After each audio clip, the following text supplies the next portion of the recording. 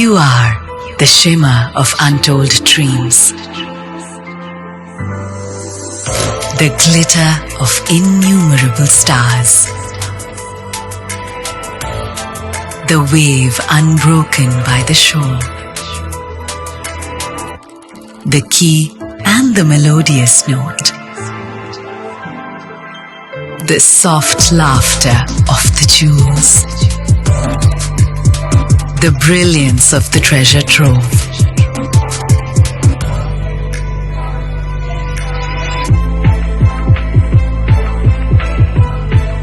You are the gem that knows its own radiance. Antara Celebration Diamonds from Kalyan Jewelers. എനിക്ക് ഈ കാന്തല്ലൂർ മറയൂർ ഭാഗങ്ങൾ ഒരുവിധം നന്നായിട്ട് അറിയുന്ന ഒരാളാണ്. അച്ഛൻ അതെ, അവിടെ ചെറിയൊരു വീടുണ്ടായിരുന്നു. ഒഴിവുകാല അതെ അതെ അതെ. ഇൻഫാക്ട് അച്ഛൻ കാന്തല്ലൂരെ വീട്ടിൽ നിന്ന് തിരിച്ചു വരുന്ന വഴിക്കാണ് എറണാകുളത്ത് ഇപ്പോൾ അച്ഛനൊരു ഇത് വന്നിട്ട് ഹോസ്പിറ്റലിൽ അഡ്മിറ്റ് ആവുകയും അങ്ങനെ മരിച്ചു പോകുന്നു. അപ്പൊ അത് ലാസ്റ്റ് ഫാമിലി ട്രിപ്പ് വരെ ആക്ച്വലി അങ്ങോട്ടായിരുന്നു, കാന്തല്ലൂരുള്ള വീട്ടിലേക്കായിരുന്നു. അയ്യപ്പനും കൗശികയുമായിട്ട് ഏതെങ്കിലും തരത്തിലൊരു മെയിൽ ഈഗോ റിലേറ്റഡ് കണക്ഷൻ ഉണ്ടോ? അപ്പൊ അതിൽ ആക്ച്വലി ഈഗോ അല്ല ഇവിടെ ഇഷ്യൂ. അവാർഡും റിവാർഡും ഒരുപോലെ കിട്ടണമെന്ന് ആഗ്രഹിക്കുന്ന ഒരു നിർമ്മാതാവ് കൂടി തന്നെയാണ് ഞാൻ. അപ്പൊ ഞങ്ങൾക്ക് ആക്കനടന്ന് ചെല്ലേണ്ട ദൂരെ ഉണ്ടായിരുന്നു, പോയി കഥ പറഞ്ഞു. അപ്പൊ തന്നെ വൈ മീ, അതായത് ക്യാമറമാരെ തട്ടിമുട്ടി നടക്കാൻ പറ്റില്ല കേരളത്തിൽ, അത്രയും സ്ഥലത്ത് എന്തിനാണ് എന്നെ. വിവാദം, വിമർശനം, സെൻസറിങ്, അങ്ങനെ വലിയ രീതിയിലുള്ള ഒരു കോലാഹലം ദേശീയ തലത്തിലുണ്ടായിരുന്ന സിനിമയാണ്. വ്യക്തിപരമായിട്ട് അത് സെലിബ്രേറ്റ് ചെയ്യപ്പെടുന്നതിന് പകരം അതിൻ്റെ ഒരു സമ്മർദ്ദങ്ങളിലേക്കും പ്രതിഷേധങ്ങളിലേക്കും പെട്ടുപോയ സാഹചര്യമായിരുന്നു. എന്താണ് പേഴ്സണലി എമ്പുരാൻ്റെ ഒരു ഇത്രയും വലിയ തിയേറ്റർ ആക്സെപ്റ്റൻസ് കിട്ടുമ്പോൾ തന്നെ ഇത്രയും വലിയ പ്രതിഷേധ ഒരു സൈഡ്?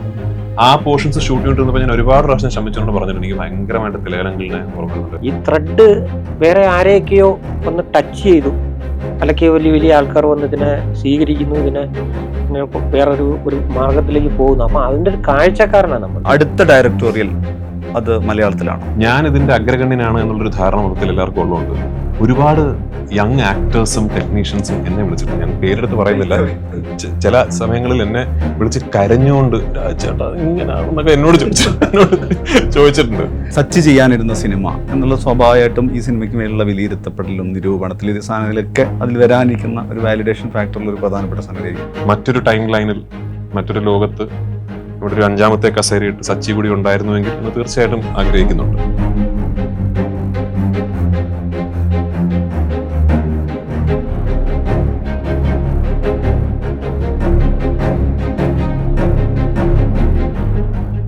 വിലായത്ത് ബുദ്ധ തിയേറ്ററിൽ എത്താനിരിക്കെ പൃഥ്വിരാജ്, ജയൻ നമ്പ്യാർ, ജി അരുന്ദുഗോപൻ, നിർമ്മാതാവ് സന്ദീപ് സേൻ ക്യൂ സ്റ്റുഡിയോയിൽ. എല്ലാവർക്കും സ്വാഗതം. രാജു, ഞാൻ കണ്ടിരുന്നത് കുറച്ചുകൂടി പേഴ്സണലാണ് വിലായത്ത് ബുദ്ധ. കാരണം ഞങ്ങളുടെ ക്യൂ സ്റ്റുഡിയോയുടെ ഒരു പോസ്റ്റ് ഉണ്ടായിരുന്നു. സച്ചി ഞങ്ങൾ ഇൻ്റർവ്യൂവിൽ പറഞ്ഞ കഥാന്ത്യത്തിൽ മെൻഷൻ ചെയ്തിട്ടുള്ളൊരു കവിതാശകലം. എനിക്കൊന്ന് ഏതാണ്ട് ഒരു 1.5 വർഷത്തോളം രാജുവിൻ്റെ കവർ ഫോട്ടോ സച്ചി ക്യാമറയ്ക്ക് മുന്നിൽ നിൽക്കുന്നൊരു ഇമേജ് ആയിരുന്നു. അപ്പോൾ എനിക്കൊന്ന് പേഴ്സണലി സച്ചിയുടെ ആത്മാവുള്ളൊരു സിനിമ പോലെ ഒന്നായിട്ടായിരിക്കാം വിലായത്ത് ബുദ്ധയെ പ്രേക്ഷകരിലേക്ക് എത്തിക്കുന്നത്. അങ്ങനെ നോക്കിയാൽ 23 വർഷത്തെ കരിയറിൽ എന്താണ് വിലായത്ത് ബുദ്ധ? എന്നോട് ആദ്യമായിട്ട് ഈ സിനിമയെക്കുറിച്ച് സംസാരിക്കുന്ന സച്ചിയാണ് എന്നോട് ആദ്യമായിട്ട് ഇങ്ങനൊരു കഥാപശ്ചാത്തലത്തിനെ കുറിച്ചും ഈ കഥയെക്കുറിച്ചും ഈ കഥാപാത്രത്തിനെ കുറിച്ചും പറയുന്നത്. അത് അയ്യപ്പനും ഘോഷിയുടെ ഷൂട്ടിംഗ് തീരാറായ സമയത്തോ മറ്റോ ആണ് ആദ്യമായിട്ട് എന്നോട് ഇതിനെക്കുറിച്ച് സംസാരിക്കുന്നത്. സച്ചിയും ഞാനും ഈ സിനിമയെക്കുറിച്ച് ആദ്യം സംസാരിക്കുന്ന കോൺവെർസേഷൻസിൽ തന്നെ ജയൻ ഭാഗമാണ്. കാരണം ജയൻ സച്ചിയുടെ അസോസിയേറ്റ് ഡയറക്ടർ മാത്രമല്ല, സച്ചിയുടെ ഒരു ഓൾ ഇൻ ഓൾ ആണ് ആക്ച്വലി ജയൻ. അവർ വളരെ അടുത്ത സുഹൃത്തുക്കളും എനിക്ക് എത്രത്തോളം സച്ചിയായിട്ട് ബന്ധമുണ്ടോ അതുപോലെ തന്നെ, അല്ലെങ്കിൽ അതിലപ്പുറം ജയന് സച്ചിയായിട്ട് ബന്ധമുണ്ട്. അങ്ങനെ ഞാനിത് കൊള്ളാം എന്ന് പറഞ്ഞതിൻ്റെ അടിസ്ഥാനത്തിൽ സച്ചി കുറച്ച് നാളുകൾക്ക് ശേഷം എന്നെ വിളിച്ചിട്ട് പറഞ്ഞ വാക്കാണല്ലോ നീ ചെയ്യുമല്ലോ, ഞാൻ ചെയ്യാന്ന് പറഞ്ഞല്ലേ എന്ന് പറഞ്ഞു. അപ്പോൾ ഞാൻ എപ്പോൾ ഇന്ദുഗോവനെ വിളിക്കും എന്ന് പറഞ്ഞിട്ട് എന്നെ വെയിറ്റ് ചെയ്ത് നിർത്തിയിട്ടാണ് ആദ്യമായിട്ട് ഇന്ദുവിനെ സച്ചി വിളിച്ചിട്ട് എനിക്കിത് സിനിമയാക്കിയാൽ കൊള്ളാം, എനിക്ക് തരുമോ എന്ന് ചോദിക്കുകയും ഇന്ദു അയ്യോ സന്തോഷം എടുത്തോളൂ എന്ന് പറയുകയും അപ്പം തന്നെ സച്ചി എന്നെ തിരിച്ച് വിളിച്ചിട്ട് എല്ലാ സെറ്റും നമ്മൾ ചെയ്യുന്നു എന്ന് പറയുകയും അങ്ങനെയാണ് അത് സിനിമ ഓണാകുന്നത്. അന്ന് തന്നെ സച്ചി അടുത്ത സിനിമ ചെയ്യുന്നത് സന്ദീപിന് വേണ്ടിയാണ് എന്നെനിക്ക് അറിയാമായിരുന്നു. അവർ തമ്മിൽ നേരത്തെയുള്ള ഒരു കമ്മിറ്റ്മെന്റ് ഉണ്ടായിരുന്നു. അപ്പോൾ ഇത് സന്ദീപാണ് പ്രൊഡ്യൂസ് ചെയ്യുന്നതിനോട് പറഞ്ഞിരുന്നു. പിന്നെ ഓഫ് കോഴ്സ് സച്ചിയുടെ വിയോഗം സംഭവിച്ചു. അതിനുശേഷം ഇത് സ്വാഭാവികമായി ഇത് എത്തിപ്പെടേണ്ടത് ജയന്റെ കൈകളിൽ തന്നെയാണ്. സച്ചിയോളം അല്ലെങ്കിൽ സച്ചി ഈ സിനിമ കണ്ടതുപോലെ മറ്റാരും, ജയനല്ലാതെ മറ്റാരും ഈ സിനിമ കണ്ടിട്ടില്ല എന്ന് ഞാൻ വിശ്വസിക്കുന്ന ഒരാളാണ്. എൻ്റെ ഇപ്പം ഇന്ന് ഞാൻ ഈ സിനിമ കണ്ട ആളാണ്. അപ്പോൾ എനിക്ക് തോന്നുന്നു Sachy would have been happy, Sachy would have been proud. കാരണം സച്ചി അന്ന് എന്നോട് എങ്ങനെയാണോ ഈ സിനിമയെക്കുറിച്ച് സംസാരിച്ചത്, എങ്ങനെയാണോ ഡബിൾ മോഹനെ കുറിച്ച് ആദ്യമായിട്ട് എന്നിലേക്ക് ഫീഡ് ചെയ്ത് തന്നത്, അങ്ങനെയൊക്കെ തന്നെയാണ് ഈ സിനിമ എന്നാണ് ഞാൻ കരുതുന്നത്. പ്രേക്ഷകർക്ക് അത് ഇഷ്ടപ്പെടട്ടെ എന്ന് ഞാൻ പ്രത്യാശിക്കുന്നു. Whatever said and done, മറ്റൊരു ടൈം ലൈനിൽ, മറ്റൊരു ലോകത്ത് ഇവിടെ ഒരു 5ാമത്തെ കസേരയിട്ട് സച്ചി കൂടി ഉണ്ടായിരുന്നുവെങ്കിൽ എന്ന് തീർച്ചയായിട്ടും ആഗ്രഹിക്കുന്നുണ്ട്. പക്ഷേ ഐ എം ഹാപ്പി ദാറ്റ് ഈ സിനിമ നടന്നു, ഇതിന് സിനിമ സംഭവിച്ചു, അത് ഇത്രയും നല്ല രീതിയിൽ സംഭവിച്ചു എന്നുള്ളത്. I hope we make him proud. എന്തുകൊണ്ടേ ഇത് മാതൃഭൂമിക്ക് അയക്കുന്നതിന് മുമ്പുള്ള എനിക്കൊന്ന് 2-3 ആഴ്ച മുമ്പ് രക്തചന്ദനം എന്നുള്ള ആ പതിപ്പ് വായിച്ചിട്ടുള്ള ആളാണ് ഞാൻ. നമ്മളത് സംസാരിച്ചിട്ടുണ്ട്. സച്ചി വളരെ പെട്ടെന്ന് എടുത്ത ഡിസിഷനാണ് ഈ സിനിമ വിലായത്ത് ബുദ്ധ ചെയ്യാനിരിക്കുന്നു എന്നുള്ളത്. സ്വാഭാവികമായിട്ട് ആളുകൾക്കുള്ള സംശയത്തിൻ്റെ വിഷ്വലും സംഗതി, അല്ലെങ്കിൽ കഥ വായിച്ചവർക്കുള്ള ഒരു ഫിക്ഷൻ ടു ഫിലിം എന്നുള്ള രീതിയിലുള്ള സംശയം, അയ്യപ്പനും കോശിയുമായിട്ട് ഏതെങ്കിലും തരത്തിലൊരു മെയിൽ ഈഗോ റിലേറ്റഡ് കണക്ഷൻ ഉണ്ടോ എന്നൊക്കെ ഉള്ളൊരു സംഗതി വരുമല്ലോ. ഇതിൻ്റെ ഒരു സ്ക്രീൻ റൈറ്റർ കൂടിയായ നിലക്ക് പറയുകയാണെങ്കിൽ എന്താണ് വിലായത്ത് ബുദ്ധയിലേക്കുള്ള മാറ്റം? നമുക്ക് ഈ ലോകത്ത് ഒരുപാട് മട്ടിലൊന്നും കഥ പറയാനായിട്ട് പറ്റത്തില്ല. മനുഷ്യൻ ഒരു നിസ്സഹായ ജീവി, ഒരു ജന്തു എന്നുള്ള രീതിയിൽ പ്രണയം, കാമം, പക, അങ്ങനെയൊക്കെ പറഞ്ഞിട്ടുള്ള കുറേ ജീവിത വികാരങ്ങൾ മാത്രമേ നമ്മുടെ കയ്യിലുള്ളൂ. അതിൻ്റെ നിന്നുള്ള മനുഷ്യർ തമ്മിലുള്ള ഒരു സംഘർഷം എന്ന് പറഞ്ഞാൽ അതിൻ്റെ പ്രധാനപ്പെട്ട ഒരു ധാരയാണ്. അതിനെ നമുക്ക് 1000 മട്ടിലേക്ക് നമുക്ക് ചിത്രീകരിക്കാം. അത് സംഘർഷം അല്ലെങ്കിൽ നാടകീയത എന്ന് പറയുന്നത് ഈ നാടകം അല്ലെങ്കിൽ സിനിമ പോലുള്ള സ്വരൂപത്തിൻ്റെ അടിസ്ഥാന ശിലയാണ്. അപ്പോൾ ആ നിലയ്ക്ക് നമുക്ക് ആ സിനിമയെ ഇല്ലെങ്കിൽ ഈ സിനിമ എന്നുള്ള രീതിയിലേക്കില്ല. 2 പേർ തമ്മിൽ ഒരു സംഘർഷം ഉണ്ടാകുന്നു എന്നുള്ളതാണ് ഒരു അടിസ്ഥാനം. ഇതൊരു അധ്യാപകനും ഒരു ശിഷ്യനും തമ്മിൽ ഒരു പ്രത്യേക സന്ദർഭത്തിൽ ഉണ്ടാകുന്ന ഒരു ഉരസലും ആണ്. അത് സ്ഥായിയായി നിൽക്കുന്ന, നമ്മളിത് പറയുന്ന പോലുള്ളൊരു ഭയങ്കരമായ ഇതല്ല. ഇതിൻ്റെ ഇടയിൽ വലിയ പ്രണയം വരുന്നു, പിന്നെ ഒരു മനുഷ്യന് വരുന്ന ഒരു വലിയ ദശാസന്ധി സംഭവിക്കുന്നു. ഇതെല്ലാമാണ് ഈ കഥയുടെ പ്ലോട്ടെന്ന് പറയുന്നത്. അതിൻ്റെ അകത്തുള്ള ഒരു 2 മനുഷ്യർ തമ്മിലുള്ള സംഘർഷം എന്ന് പറഞ്ഞാൽ അതിൻ്റെ ഒരു ഘട്ടത്തിൽ മാത്രം വരുന്ന ഒരു കാര്യമാണ്.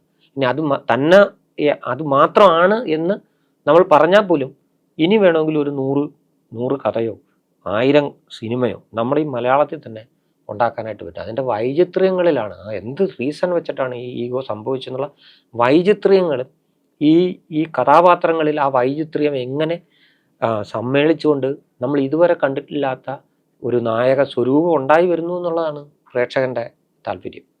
അത് നമുക്ക് കൃത്യമായിട്ട് എത്തിക്കാനായിട്ട് കഴിഞ്ഞു കഴിഞ്ഞാൽ 100 കണക്കിന് സിനിമ സംഭവിക്കാം.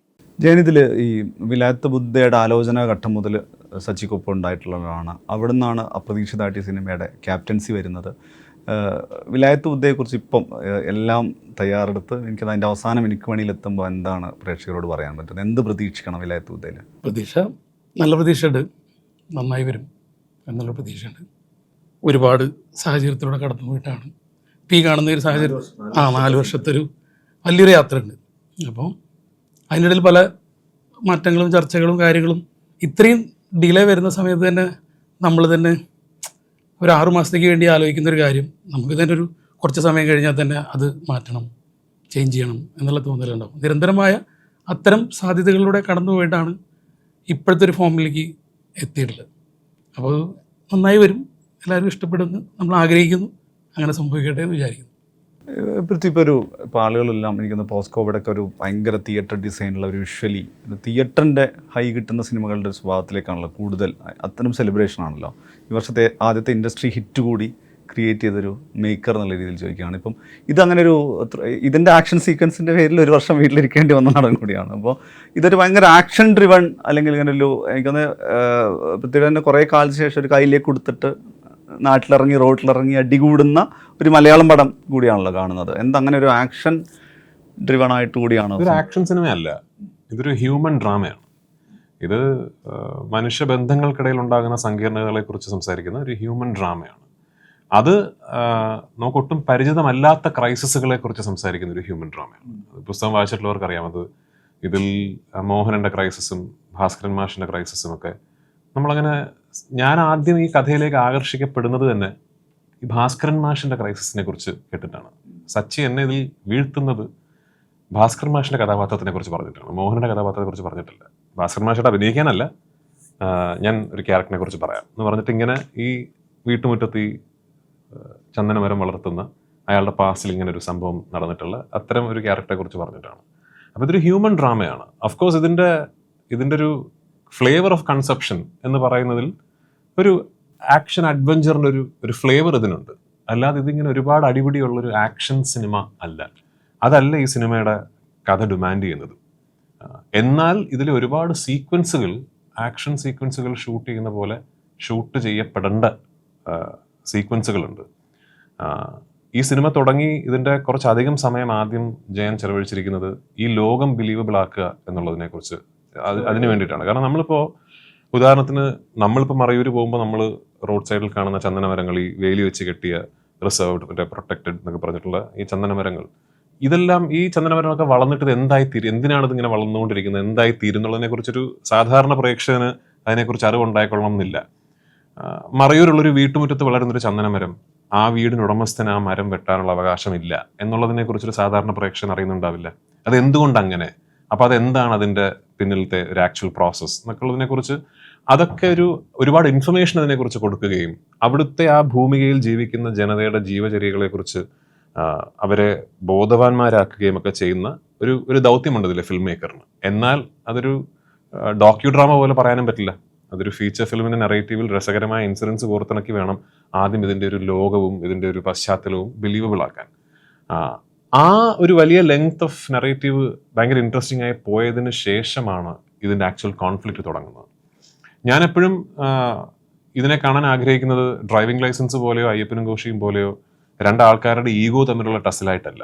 ഇത് ശരിക്കും രണ്ട് മനുഷ്യരുടെ ആംബിഷൻസ് തമ്മിലുള്ള ടസിലാണ്. തൻ്റെ ഭൂതകാലത്ത് നടന്നു പോയിട്ടുള്ള ഒരു അബദ്ധത്തിനെ ഓവർ കോമ്പൻസേറ്റ് ചെയ്യാൻ വേണ്ടി ജീവിതത്തിൽ ഫോക്കസ്ഡ് ആയിട്ട് ഒരു അന്തിമ ആഗ്രഹം കൊണ്ട് നടക്കുന്ന ഭാസ്കരൻ മാഷ് എന്ന് പറയുന്ന ഒരു കഥാപാത്രവും, ഒരൊറ്റ ആഗ്രഹത്തിലേക്കും, അതെ, അത്രയും ഫോക്കസ്ഡ് ആയിട്ട് ആ ആഗ്രഹത്തിലേക്ക് മാറുന്ന ഭാസ്കരൻ മാസ്റ്റർ എന്ന് പറയുന്ന കഥാപാത്രവും തൻ്റെ പ്രണയിനിക്ക് വേണ്ടിയും തൻ്റെ നാടിന് വേണ്ടിയും തൻ്റെ സഹജീവികൾക്ക് വേണ്ടിയും ഒരു വലിയ ദൗത്യം പൂർത്തീകരിക്കണം എന്ന് വിചാരിച്ച് അതിലേക്ക് മാത്രം ഫോക്കസ്ഡായി പോകുന്ന മോഹനനും, ഇവർക്കിടയിൽ ഇവരുടെ രണ്ട് ആഗ്രഹങ്ങൾ തമ്മിൽ കൂട്ടിമുട്ടുകയാണ്. ഒരാളുടെ ആഗ്രഹം സഫലീകരിക്കണമെങ്കിൽ മറ്റൊരാളുടെ ആഗ്രഹം നടക്കാതിരിക്കണം എന്ന് പറയുന്ന ഒരു പോയിന്റിലേക്ക് എത്തപ്പെടുകയും അങ്ങനെ രണ്ട് അംബിഷൻസ് തമ്മിലുള്ളൊരു ടസിലാണ്. അപ്പോൾ അതിൽ ആക്ച്വലി ഈഗോ അല്ല ഇവിടെ ഇഷ്യൂ. ഇവരുടെ ഈഗോയിലേക്ക് ട്രാൻസെൻഡ് ചെയ്യപ്പെടുന്ന ഇവരുടെ പാസ്റ്റ് ഇന്റർട്വൈൻഡ് ആണ് എന്നുള്ളത് കൊണ്ടാണ്. മോഹനന്റെ ലൈഫിൽ ഒരു വലിയ വഴിത്തിരിവ് സംഭവിക്കുന്നത് ഈ മാഷ് എടുത്ത ഒരു തീരുമാനം അല്ലെങ്കിൽ മാഷ് ചെയ്തൊരു കാര്യത്തിനെ തുടർന്നാണെന്നുള്ളതാണ്. അപ്പോൾ അത്തരത്തിൽ ഭയങ്കര ഇൻട്രസ്റ്റിംഗ് ആയിട്ടുള്ള ഹ്യൂമൻ ഡ്രാമയാണ് ഈ സിനിമ. എന്നിരുന്നാൽ ഞാൻ നേരത്തെ പറഞ്ഞ പോലെ ആക്ഷൻ ഇല്ല, നല്ല ആക്ഷൻ ഉണ്ട്. പക്ഷെ ഇതൊരു ആക്ഷൻ സിനിമ എന്ന് ഒരിക്കലും വിളിക്കാൻ പറ്റില്ല. പ്രോബബ്ലി ആ ക്യാരക്ടർ ഡിമാൻഡ് ചെയ്യുന്നതായിരിക്കും അതിന്റെ ജോലി. ക്യാരക്ടറിന്റെ ജോലി അതെ, ഇതിനകത്ത് ഇപ്പൊ ഒരു തുടക്കത്തിലെ സീക്വൻസുകളും ഈവൻ ഒരു പാട്ടും ഒക്കെ ഷൂട്ട് ചെയ്തത്, ഇതിന്റെ സോങ് ഒക്കെ ഷൂട്ട് ചെയ്യുമ്പോൾ, ഇതിന്റെ പ്രീ ക്ലൈമാക്സ് ഉള്ള സോങ് ഒക്കെ ഷൂട്ട് ചെയ്യുമ്പോൾ ഒരു എൻറ്റയർ ആക്ഷൻ ടീം ലൊക്കേഷനിൽ ഉണ്ടാവേണ്ട ഒരു ആവശ്യമുണ്ട്. കാരണം അതിന്റെ ഒരു ആക്ഷൻ ഡയറക്ടേഴ്സിന്റെ 4 അല്ലേ? അതെ, കാരണം അതിന്റെ അത് അച്ചീവ് ചെയ്യണമെങ്കിൽ, ഇപ്പൊ ജയൻ മനസ്സിൽ കണ്ട വിഷ്വൽസ് അച്ചീവ് ചെയ്യണമെങ്കിൽ അത്രയും ആക്ഷൻ പാരഫെർണലി ഉണ്ടെങ്കിൽ മാത്രമാണ് അത് അച്ചീവ് ചെയ്യാൻ പറ്റുക. എന്നിരുന്നാൽ അത് ആക്ഷൻ അല്ല. അപ്പോൾ അങ്ങനത്തെ ഒരു സിനിമയാണത്. അതും അതിലൊരു വിഷ്വൽ, ഈ ആനപ്പുറത്ത് അരവിന്ദ് കശ്യപ് ഷൂട്ട് ചെയ്തൊരു വിഷ്വൽ ആ സമയത്ത് വന്നിട്ടുണ്ടായിരുന്നു. എനിക്ക് തോന്നുന്നത് ഞാൻ പറയാൻ കാരണം വെച്ച് കഴിഞ്ഞാൽ പലപ്പോഴും ഈ ആക്ച്വൽ ലൊക്കേഷൻ സ്റ്റോറി വേൾഡിന് തന്നെ യൂസ് ചെയ്യുന്നത് അപൂർവതയാണ്. ഇതിപ്പോൾ എനിക്കൊന്ന് കഥ പറയുന്ന സ്ഥലവും ഷൂട്ട് ചെയ്ത സ്ഥലവും ഏതാണ്ട് ഒരേ സ്ഥലമാണ്. അത് എന്നോട് ആദ്യം ഇതിനെക്കുറിച്ച് സംസാരിച്ചപ്പോൾ സച്ചി പറഞ്ഞത് അത് തന്നെയാണ്. നമ്മൾ അയ്യപ്പനും കോശിയും എങ്ങനെ അട്ടപ്പാടിയിൽ നിന്ന് ചിത്രീകരിച്ചോ അതുപോലെ മറയൂരിനെ പൂർണ്ണമായി ഉൾക്കൊണ്ട് ചിത്രീകരിക്കേണ്ട ഒരു സിനിമയാണിത് എന്ന് സച്ചി, മറയൂർ മാത്രമല്ല ഈ അഞ്ചനാട് എന്ന് പറയുന്ന പ്രദേശം, അതിനെ പൂർണ്ണമായും ഉൾക്കൊണ്ട് ചിത്രീകരിക്കേണ്ട ഒരു സിനിമയാണെന്ന് സച്ചി പണ്ടേ പറഞ്ഞിട്ടുണ്ട്. അപ്പോൾ അത് എന്നോട് അങ്ങനെ പറഞ്ഞിട്ടുണ്ടെങ്കിൽ ജയനോട് ഡീറ്റെയിൽഡ് ആയിട്ട് സച്ചി പറഞ്ഞിട്ടുണ്ടാവും. കാരണം ജയനോടാണ് അത്തരം കാര്യങ്ങൾ കൂടുതൽ ഡിസ്കസ് ചെയ്യുക. എനിക്ക് തോന്നുന്നു ജയൻ ഈ സിനിമയെ സംബന്ധിച്ചിടത്തോളം ഏറ്റവും കൂടുതൽ സമയം ചെലവഴിച്ചിരിക്കുന്നത് ഈ സിനിമയുടെ ലൊക്കേഷൻസും ഇതിൻ്റെ ആ ഒരു പശ്ചാത്തലങ്ങളും കണ്ടുപിടിക്കാൻ വേണ്ടിയാണ്. എനിക്ക് ഈ കാന്തല്ലൂർ മറയൂർ ഭാഗങ്ങൾ ഒരുവിധം നന്നായിട്ട് അറിയുന്ന ഒരാളാണ്. കാരണം അച്ഛൻ, അതെ, അവിടെ ഒരു ചെറിയൊരു വീടുണ്ടായിരുന്നു പണ്ട്. നിങ്ങളുടെ ഒഴിവുകാല. അതെ, ഞാൻ പോലും കണ്ടിട്ടില്ലാത്ത മറയൂരും ഞാൻ പോലും കണ്ടിട്ടില്ലാത്ത കാന്തല്ലൂരും ഞാൻ ഈ സിനിമയിലൂടെ കണ്ടു. ചില ലൊക്കേഷൻസ് ഒക്കെ നമ്മൾ വണ്ടിയിൽ പോയി ഇറങ്ങി പിന്നെ കുറച്ചധികം ദൂരം ജീപ്പിൽ യാത്ര ചെയ്ത് പിന്നെ അവിടെ നിന്നൊരു short wheel base 4-wheel drive ജീപ്പിൽ കയറി പിന്നെ കുറേ ദൂരം പോയി പിന്നെ നടന്ന് അങ്ങനെയൊക്കെ എത്തുന്ന ലൊക്കേഷൻസ് ഒക്കെ ഉണ്ട്. അപ്പോൾ അവിടെ ആ സ്ഥലങ്ങളൊക്കെ കണ്ടുപിടിക്കുകയും ആ ബുദ്ധിമുട്ട് ഫാക്ടറിൻ ചെയ്ത് സീക്വൻസുകൾ അങ്ങനെ തന്നെ ഷൂട്ട് ചെയ്യുകയും ചെയ്തത് ഈ സിനിമയ്ക്ക് ഭയങ്കര ഗുണമാണെന്ന് ഞാൻ കരുതുന്നു. കാരണം ഇതിന്റെ ഞാൻ നേരത്തെ പറഞ്ഞ പോലെ ഈ വേൾഡ് ഭയങ്കര ബിലീവബിൾ ആയിട്ട് എനിക്ക് തോന്നി. പടം തുടങ്ങിയത് 20 മിനിറ്റ് കഴിയുമ്പോൾ നമുക്ക് ആ ലോകം ഭയങ്കരമായിട്ട് നമുക്ക് വിശ്വസനീയമാകുന്നുണ്ടെന്നാണ് ഞാൻ കരുതുന്നത്. പ്രേക്ഷകർക്കും അങ്ങനെ തോന്നട്ടെ. അല്ല, ഒരു കാര്യമില്ല, ഞാനിത് പറഞ്ഞുകൊണ്ടുണ്ട്, പൃഥ്വിയെ സംബന്ധിച്ചും പൃഥ്വി സിനിമാ നടനാവുമോ അല്ലെങ്കിൽ എന്താണ് ഫ്യൂച്ചർ എന്നൊന്നും ചിന്തിക്കാത്ത സമയത്ത് വളരെ ഒരു കുടുംബത്തിനോടൊപ്പമുള്ള ഒരു ഒഴിവുകാല യാത്ര, ഒരു പക്ഷേ ഒരു ഇടവേളയിൽ പോയിക്കൊണ്ടിരുന്ന സ്ഥലത്ത് നിരന്തരം ഡബിൾ മോഹനായിട്ട് ആ ക്യാരക്ടറിലേക്ക് അതൊരു അല്ലെ വേറെ തരത്തിലുള്ളൊരു. ഞാൻ ഈ ഷൂട്ടിങ്ങിന് താമസിച്ചതും മറയൂരുള്ള ചന്ദന റെസിഡൻസി എന്ന് പറയുന്ന ഒരു ഹോട്ടലിലാണ്. അപ്പോൾ അതിന്റെ ഉടമസ്ഥൻ വിജയനങ്കിൾ, അദ്ദേഹത്തിന് ഇപ്പോൾ ശാരീരികമായിട്ട് കുറച്ച് വൈകായികയുണ്ട്. വിജയനങ്കിളാണ് സത്യത്തിൽ അന്ന് അച്ഛൻ്റെ ഈ പുരയിടത്തിന്റെ കാര്യങ്ങളൊക്കെ നോക്കിയിരുന്നതും. അപ്പൊ വിജയനങ്കിളിലേക്ക് എനിക്ക് അന്ന് മുതൽ അറിയാം. അപ്പൊ എനിക്ക് ചന്ദന റെസിഡൻസി എന്നൊക്കെ പറയുന്ന ഹോട്ടലുകൾ എൻ്റെ കുട്ടിക്കാലം മുതലുള്ള പരിചയമുണ്ട്. അപ്പോൾ എന്നോട് ഓർമ്മ, എനിക്ക് അരവിന്ദ് എന്നോട് ചോദിച്ചത് ഇതെങ്ങനെ ഇവിടേക്ക് ഇത്ര പരിചയം എന്നുണ്ട്. എനിക്കപ്പോൾ എനിക്ക് ആ ഒരുപാട് മാറിയിട്ടില്ല, അതായത് മറയൂർ ടൗൺ ഒന്നും ഒരുപാട് മാറിയിട്ടില്ല. അപ്പൊ എനിക്ക് ആ പരിചയമുണ്ട്, കുട്ടിക്കാലത്തുള്ള ഒരുപാട് ഓർമ്മകൾ. ഇൻഫാക്ട് അച്ഛൻ കാന്തല്ലൂരെ വീട്ടിൽ നിന്ന് തിരിച്ചു വരുന്ന വഴിക്കാണ് എറണാകുളത്തെത്തിയപ്പോൾ അച്ഛൻ്റെ ഒരു ഇത് വന്നിട്ട് ഹോസ്പിറ്റലിൽ അഡ്മിറ്റ് ആവുകയും അങ്ങനെ മരിച്ചു പോകുന്നത്. അപ്പോൾ അത് ലാസ്റ്റ് ഫാമിലി ട്രിപ്പ് വരെ ആക്ച്വലി അങ്ങോട്ടായിരുന്നു, കാന്തല്ലൂരുള്ള വീട്ടിലേക്കായിരുന്നു. അപ്പോൾ അത് ഒരു തീർച്ചയായിട്ടും ഒരുപാട് ഓർമ്മകൾ മനസ്സിലൂടെ കടന്നുപോയൊരു ഷൂട്ടിംഗ്. ഉർവശി തിയേറ്റേഴ്സിൻ്റെ സിനിമകൾ നേരത്തെ ഒരു ദേശീയ ശ്രദ്ധ കിട്ടിയ അല്ലെങ്കിൽ ദേശീയ പുരസ്കാരം കിട്ടിയ സിനിമയുണ്ടായിരുന്നു. പക്ഷെ അതൊരു ഔട്ട് ആൻഡ് ഔട്ട് കൊമേഴ്സ്യൽ സ്പേസിലേക്കുള്ളൊരു സിനിമ എന്നുള്ള രീതിയിൽ കൂടിയാണ് വിലയിരുത്തുന്നത്. കാരണം ഇതിൻ്റെ ടീസറും അല്ലെങ്കിൽ ഇതിൻ്റെ ഒരു മ്യൂസിക്കൽ സംഗതി, പിന്നെ ഇത് ഓൾറെഡി വായിച്ചവർക്കും അറിയാം ഇതിൻ്റെ ഒരു കുറച്ചുകൂടി ഒരു പോപ്പുലർ ജോണർ, അങ്ങനെ ഒരു കമേഴ്ഷ്യൽ സ്വഭാവമുള്ളൊരു സിനിമയായിട്ടാണ് അത് പ്ലേസ് ചെയ്തിരിക്കുന്നത്. ആസ് എ പ്രൊഡ്യൂസർ എന്താണ് അതിൽ? എപ്പോഴും കമേഴ്ഷ്യൽ സിനിമ തന്നെ ചെയ്യണം എന്ന് ആഗ്രഹിക്കുന്ന ആളാണ്. എനിക്ക് അതിനകത്ത് ഇതില്ല, ചിലതൊക്കെ പിന്നെ അങ്ങനെ സംഭവിച്ചു പോകുന്നതാണ്. അപ്പോൾ അവാർഡും റിവാർഡും ഒരുപോലെ കിട്ടണമെന്ന് ആഗ്രഹിക്കുന്ന ഒരു നിർമ്മാതാവ് കൂടി തന്നെയാണ് ഞാൻ. വിലായത് ബുദ്ധ ഓഫ് കോഴ്സ്, രാജു പറയുന്ന പോലെ രാജുവും ജയനും സച്ചേട്ടനുമായിട്ടുള്ളൊരു ബന്ധം, അവർ തമ്മിൽ ഒരുമിച്ച് വർക്ക് ചെയ്ത് കുറേ കാലം ഉണ്ടായിരുന്നു, സൗഹൃദവും ഒരു വളരെ ആത്മബന്ധം ഉണ്ടായിരുന്നു. അതുപോലെ പാരലലി എനിക്കും ആത്മബന്ധം ഉണ്ടായിരുന്നു. പക്ഷെ ഞാൻ ഇവരുമായി ചേർന്നിട്ടുള്ളൊരു സൗഹൃദ കൂട്ടായ്മയിലല്ലായിരുന്നു, ഇപ്പുറത്ത് പാരലലി ഞങ്ങൾ. അപ്പോൾ അങ്ങനെ ഒരു ജേണിയുടെ ഭാഗമായിട്ട് ഞാൻ ഈ സിനിമയുടെ ഭാഗമായി എത്തിപ്പെട്ടതാണ്. അപ്പോൾ ഞാനും സച്ചേട്ടനും തമ്മിലൊരു സിനിമ ചെയ്യണമെന്ന് ആഗ്രഹിച്ചിരുന്നു. അത് ശരിക്കും പറഞ്ഞാൽ അത് അയ്യപ്പനും ഘോഷിയുടെയും സമയത്ത് സംഭവിക്കേണ്ടിയിരുന്ന ഒരു സിനിമയായിരുന്നു. അതായത് ഇതല്ല, വിലായത് ബുദ്ധ എന്നുള്ളതല്ല, പക്ഷേ മറ്റൊരു സിനിമ. അത് സംഭവിച്ചില്ല. അതിനുശേഷമാണ് ഇങ്ങനൊരു കഥയുണ്ട്, ഇന്ദുചേട്ടൻ്റെ ഈ പറയുന്ന രക്തചന്ദനം എന്ന് പറയുന്ന ഇതുണ്ട് എന്ന് എൻ്റെ അടുത്ത് പറയാൻ നമുക്കത് ചെയ്യാം. ഞങ്ങൾ വേറൊരു സബ്ജക്റ്റൊക്കെ ആലോചിച്ചിരിക്കുന്ന ഒരു സമയമാണ്. അങ്ങനെയാണ് അത് മാറി നമുക്കിത് ചെയ്യാമെന്ന് സച്ചേട്ടൻ എൻ്റെ അടുത്ത് പറയും. ഇന്ദുചേട്ടൻ ഞാനുമായിട്ട്, ഇന്ദുചേട്ടൻ്റെ ഒരു കഥ ഞാൻ വാങ്ങി വെച്ചിട്ടുണ്ട് അതിന് മുന്നേ. അപ്പം ഞങ്ങൾ തമ്മിൽ അങ്ങനെ ഒരു ബന്ധമുണ്ട്. അപ്പോൾ അങ്ങനെയാണ് ഞാൻ ഈ സിനിമയിലേക്ക് എത്തുന്നത്. ശരിക്കും പറഞ്ഞാൽ ഈ പറയുന്നത് പോലെ ഇത് കോർത്തിണക്കി ഇവിടെ നടുക്കിരിക്കേണ്ട ആൾ സച്ചേട്ടൻ കൂടിയായിരുന്നു. കാരണം അത്രമാത്രം ഈ സിനിമയും ഞങ്ങളെ എല്ലാവരെയും ചേർത്ത് വെച്ചിട്ടാണ് പുള്ളി പോയത്. ഞങ്ങൾ ഈ 4 കസേര ഒരുമിച്ചിരിക്കുമ്പോൾ പുള്ളി ആണ് ഇതിന് കാരണക്കാരൻ. അല്ലെങ്കിൽ ഇങ്ങനൊരു സിനിമയും സംഭവ്യമല്ല. പ്രോബബ്ലി ഉർവശി തിയേറ്റേഴ്സിനെ സംബന്ധിച്ച് ദിസ് ഇസ് ഒരു നെക്സ്റ്റ് ലീപ്പ് എന്ന് വേണമെങ്കിൽ പറയാം. ഇത് അടുത്ത ഞാൻ എടുത്തിട്ടുള്ള സിനിമകളിൽ നിന്നും ബഡ്ജറ്റ് എനിക്കൊരു പാർട്ട്ണറും കൂടെയുണ്ട് ഈ സിനിമയിൽ, AV അനൂപേട്ടൻ, AVA പ്രൊഡക്ഷൻസ്. സോ അദ്ദേഹം കൂടി ചേർന്നാണ് ഞാനത് നിർമ്മിക്കുന്നത്.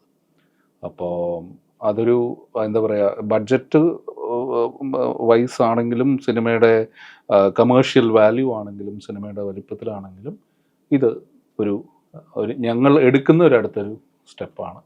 അത് പടം നന്നാകുമെന്നുള്ള വിശ്വാസത്തിൽ തന്നെയാണ് എപ്പോഴും എല്ലാ നിർമ്മാതാക്കളും ചെയ്യുന്നത്. എല്ലാ നിർമ്മാതാക്കളെ പോലെയും ഞാനും ആ ഒരു വിശ്വാസം ഉള്ളിൽ വെച്ച് തന്നെയാണ് ഈ സിനിമയും നിർമ്മിച്ചിരിക്കുന്നത്. So this is close to heart. Jayan, ഇത് ആദ്യത്തെ സിനിമ തന്നെ ഈ പറയുന്ന വേറൊരു സ്കെയിൽ, വേറൊരു ഡിസൈൻ, എന്നാൽ ആക്ച്വൽ ലൊക്കേഷൻ. എനിക്കറിയാം എൻ്റെ ഒരു പ്രീ പ്രൊഡക്ഷൻ തന്നെ വലിയൊരു എഫേർട്ട്. അവിടെ പോയി എനിക്കൊന്ന് അവിടുത്തെ കുറച്ചുകൂടി റൂട്ടഡായ മ്യൂസിക് ക്രിയേറ്റ് ചെയ്യണം എന്ന് പറഞ്ഞ് ജെയ്ക്സൺ ഇത് ചെയ്യുന്നു. അങ്ങനെ ഒരുപാട് ഒരു ഡെബ്യൂ ഫിലിം ചെയ്യുന്ന സമയത്ത് തന്നെ അതിന് ഒരുപാട് പെർഫെക്ഷൻ വേണം എന്നൊക്കെ ഉള്ള നിബന്ധനയോടെ പോയൊരു. അത് ഡെബ്യൂ അല്ല, എല്ലാ പടത്തിനും ചെയ്യുന്നുണ്ട്. നമ്മുടേതല്ലാത്ത പടത്തിനും അത്തരം കാര്യങ്ങൾ ചെയ്യുന്നുണ്ട്. അത് ആ നാടിനെ പഠിക്കുക, അവിടുത്തെ സംഗീതം ഏതാണെന്ന് അന്വേഷിക്കുക എന്നൊക്കെ ഉള്ളത് ഞങ്ങൾ അനാർക്കലി സമയം മുതലും അവിടുത്തെ പാട്ടൊക്കെ അതിനകത്ത് ഉപയോഗിച്ചിട്ടുണ്ട്. ബാക്ക്ഡ്രോപ്പിൽ. അത് നമ്മൾ അവിടെ പോയി ഇവിടുത്തെ സംഗീതം എന്താണ്, ഇവിടുത്തെ വാദ്യങ്ങൾ എന്താണ്, ഇതെല്ലാം പോയി അന്വേഷിക്കാറുണ്ട്. അതെങ്ങനെ ബ്ലെൻഡ് ചെയ്യാൻ പറ്റുമെന്ന് നമ്മൾ ഡയറക്റ്റ് ചെയ്യാത്ത പടങ്ങളിലും ചെയ്യാറുണ്ട്. അപ്പോൾ അങ്ങനെയാണ് ഇപ്പം നമ്മൾ ഇപ്പം കോശിയൊക്കെ ആണെങ്കിൽ പോലും ആ ഒരു യാത്രയിലും സെർച്ചിൽ നിന്നാണ് അത്തരം പാട്ട് കിട്ടുന്നത്. അപ്പോൾ ആദ്യം ഇവിടെ പോയപ്പോൾ ആദ്യം അന്വേഷിക്കുന്നത് ഈ നാട്ടിലെ ഗായകൻ ആരാണ് എന്നാണ് ഞാൻ ആദ്യം അന്വേഷിക്കാറുള്ളത്. അപ്പോൾ അവിടുത്തെ ഒരു സംഗീതം ഈ സിനിമയുടെ ഫ്ലേവറിൽ കൊണ്ടുവരണം എന്നൊക്കെ ആഗ്രഹത്തിൻ്റെ പുറത്താണ് ഒരു ചേട്ടനെ കണ്ടെത്തുന്നത്. ആ പാട്ട് നമ്മൾ എടുത്തിട്ടൊക്കെ ഉണ്ട്.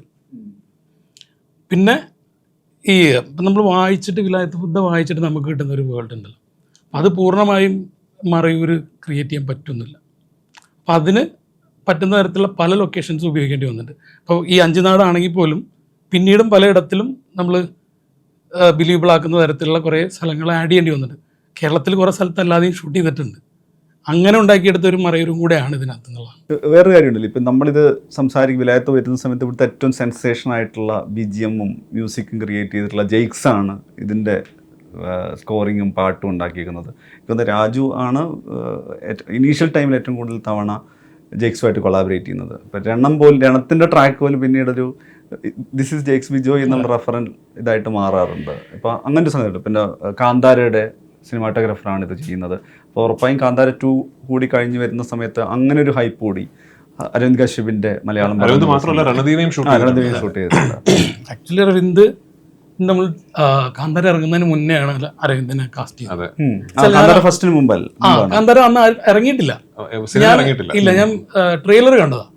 ട്രെയിലർ അരവിന്ദ് ഷൂട്ട് ചെയ്ത മറ്റൊരു സിനിമ ഞാൻ കേരളത്തിൽ ചാർലി ട്രിപ്പിൾ സെവൻ. ഞാൻ അത് കണ്ടിട്ട് ഞാൻ ആക്ച്വലി അത് കാണണം അതിന്റെ പ്രിവ്യൂവിന് എന്നോട് ഞാൻ അതിന്റെ ഡയറക്ടറോട് സംസാരിക്കുകയും ഇത് ആരാ ഷൂട്ട് ചെയ്യുന്നൊക്കെ അന്വേഷിക്കും. കാരണം എനിക്കത് ഭയങ്കര രസമുള്ള വർക്കായിട്ട് തോന്നി. അന്ന് അരവിന്ദ് വിലായത്ത് ബുദ്ധ ഷൂട്ട് ചെയ്യുന്നൊന്നും തീരുമാനിച്ചിട്ടൊന്നുമില്ല. പക്ഷെ അന്ന് അരവിന്ദിന് എനിക്ക് ഒരു ചാർലി ട്രിപ്പിൾ സെവൻ അതിനൊരു ഫാക്ടർ ആയിരുന്നു. അതാണ് എന്നെ സംബന്ധിച്ചിടത്തോളം എനിക്ക് അരവിന്ദിനെ ആദ്യമായിട്ട് ഞാൻ സ്പോട്ട് ചെയ്യുന്ന ആ സിനിമയിലാണ്. ആ സിനിമയുടെ റെഫറിനെ എൻ്റെ ഏതെങ്കിലും ഒരു മലയാള സിനിമയിൽ സഹകരിപ്പിക്കണമെന്ന് എനിക്ക് ഭയങ്കര ആഗ്രഹം ഉണ്ടായിരുന്നു. അപ്പോഴാണ് ജയൻ പറയുന്നത് ഇങ്ങനെ കാന്താര ഷൂട്ട് ചെയ്യാൻ പറഞ്ഞോ എനിക്കറിയാം. അപ്പോൾ ഞാൻ പുള്ളിനെ കോൺടാക്ട് ചെയ്യുന്ന സമയത്ത് പുള്ളി ലാൽ മീഡിയയിൽ 777 ഇതിൻ്റെ ചാർലിയുടെ ഇതിന് ഗ്രേഡിങ്ങിന് വന്നിട്ടുണ്ട്. അപ്പോൾ ഞാൻ കാക്കനാട് നിന്ന് ചെല്ലേണ്ട ദൂരെ ഉണ്ടായിരുന്നു. പോയി കഥ പറഞ്ഞു. അപ്പോൾ തന്നെ വൈ മീ, അതായത് ക്യാമറമാരെ തട്ടിമുട്ടി നടക്കാൻ പറ്റില്ല കേരളത്തിൽ, അത്രയും സ്ഥലത്ത് എന്തിനാണ് എന്നെ. ഞാൻ പറഞ്ഞു ഞാൻ ആഗ്രഹിക്കുന്ന, അല്ലെങ്കിൽ നമ്മൾ കാണുന്നൊരു വിഷ്വൽ ഞാൻ കാന്താരയുടെ ട്രെയിലറിൽ കണ്ടു, ഇതാണ് അങ്ങനത്തെ ഒരു മൂഡും കാര്യങ്ങളാണ് വേണ്ടത് എന്ന് പറഞ്ഞപ്പോഴാണ് പുള്ളിയോട് ഞാൻ കഥ പറഞ്ഞു. പിന്നെ രാജേട്ടനാന്ന് പറഞ്ഞപ്പോൾ I'm a big fan of Prithviraj, അതുകൊണ്ട് ഞാൻ എന്തായാലും ഇത് ചെയ്യും എന്ന് പറഞ്ഞിട്ടാണ്. ചാർലി 777 പടത്തിന്റെ കളറിംഗ് ഒന്നും കഴിയാത്ത ഒരു 20-22 മിനിറ്റുള്ളൊരു റീലാണ് രാജാഷൻ ചേട്ടനാണ് എനിക്ക് അയച്ചിരുന്നത്. ആക്ച്വലി സൗണ്ട് മിക്സ് ചെയ്യുന്ന രാജാഷൻ. അന്ന് സിനിമയുടെ മിക്സിംഗ് ഒന്നും തുടങ്ങിയിട്ടില്ല. അതിന്റെ ഡയറക്ടറോട് സംസാരിച്ച് രാജാഷൻ ചേട്ടനാണ് ഞാനൊരു സാധനം അയക്കാം, അത് കാണണം, അത് കണ്ടിട്ട് ഇഷ്ടപ്പെടുകയാണെങ്കിൽ ഈ സിനിമ ഒന്ന് കേരളത്തിൽ റിലീസ് ചെയ്യണം എന്ന് പറയുന്നത്. ഞാൻ ആ റീല് കണ്ടിട്ട് ഞാൻ ആദ്യം വിളിച്ചത് അതിന്റെ സംവിധായകനെയും, പിന്നെ അന്ന് മലയാളിയാണ് അത് അപ്പൊ കിരണിനോടും, പിന്നെ അന്ന് ഇത് ആരാ ഷൂട്ട് ചെയ്യുന്നൊക്കെ ഞാൻ അന്ന് സ്പോട്ട് ചെയ്താണ് അരവിന്ദിന്. പിന്നെ അത് കറങ്ങിത്തിരിഞ്ഞ് വിലായത്ത് ബുദ്ധയിൽ ഭവിച്ചു എന്നുള്ളത് വലിയ ഭാഗ്യം. ഇപ്പൊ ഞാൻ പറഞ്ഞത് ഈ മൾട്ടിപ്പിൾ കോയിൻസിഡൻസ് എന്ന് പറഞ്ഞാൽ വേറൊരു കാര്യം എനിക്ക് തോന്നുന്നത്, ഇന്ത്യൻ റുപ്പിയിൽ ആണ് തിലകൻ ചേട്ടൻ ഒരു ഗ്യാപ്പിന് ശേഷം തിരിച്ചു വരുന്നത്. അപ്പോൾ അതിൽ രാജു തിലകൻ ചേട്ടൻ്റെ കോമ്പിനേഷൻസ് ഒക്കെ ഭയങ്കര പിന്നീട് ഡിസ്കസ് ചെയ്യപ്പെട്ടതാണ്, ഈ ഡയലോഗ് ഉൾപ്പെടെ.